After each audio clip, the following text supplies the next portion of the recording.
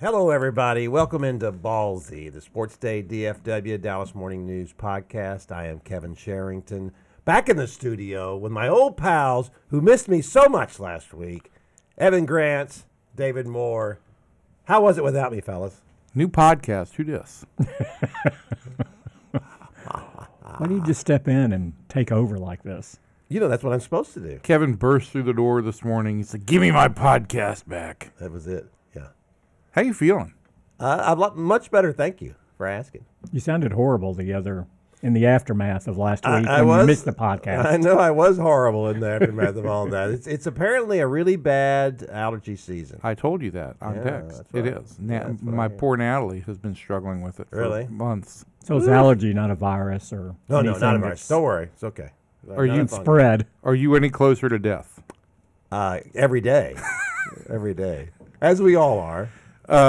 So you did manage to kind of bounce back in time for the big Cowboys. Well, you Saints can't miss tilt. that. You can't miss that. No, And it actually was big. It was was very big. big. Who knew? It was big, and it went exactly as you guys predicted. absolutely. I said 13-10. Well, I said 14-10. To be honest. At the end of the first quarter. Yeah.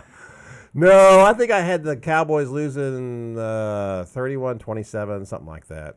31-24 maybe. I don't know. I had it reasonably close for the Cowboys. Who knew that the Cowboys would only score 13 points? Yeah, I knew that they'd underperform like that. Yeah, absolutely.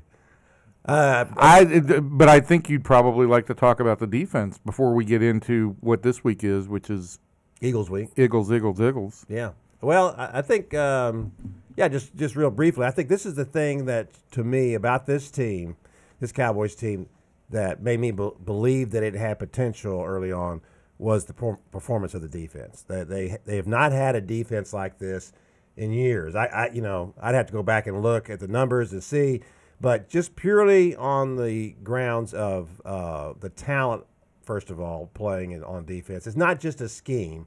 It's not just Rod Marinelli and Chris Richard, scheming up really good stuff, which they are doing. So I thought it was a remarkable scheme against New Orleans. I thought you came right out of the box, and I believe the first two passes were both PBUs.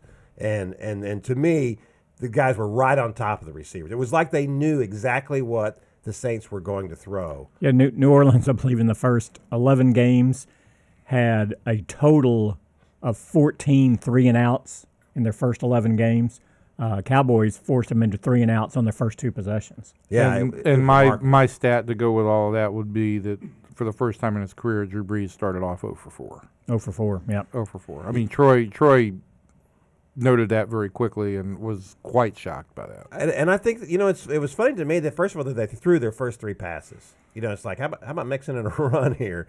But I think they were just completely shocked by it. And because the throws that Brees was making, the first two, were fine throws. They're right there. It's just that the DBs were right on top of them. And that is the thing to me that has been so surprising about this season. And if you've watched this Cowboys team, how could you not notice, when was the last time the Cowboys had a cornerback playing as well as Byron Jones? I can't remember one in this century.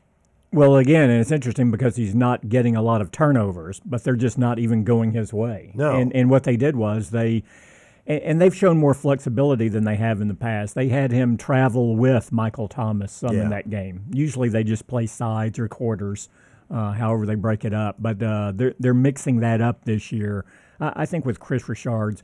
And not doing it, again, what makes it effective, one, is that Byron Jones is playing at such a high level primarily. But two, you can't really get a bead on what Dallas is going to do defensively. It's not like they travel Byron Jones with the best receiver all the time. They'll do it for parts of a game. They may do it for a whole game, as they did primarily against New Orleans. And then you may not see it again for 4 or 5 weeks. They play their quarters. They play that Tampa 3 defense a lot, but they go. This group of corners is so physical, and that's what Rod Marinelli has wanted since he's gotten here. He's wanted physical corners to go with the guys up front, and very quietly and not with the same level of investment that they had in the offensive line and the offensive skill positions. They've gone really over the last 4 to 5 years defensively. They have invested a lot in building this defense the way they wanted, and you're finally getting it into place now.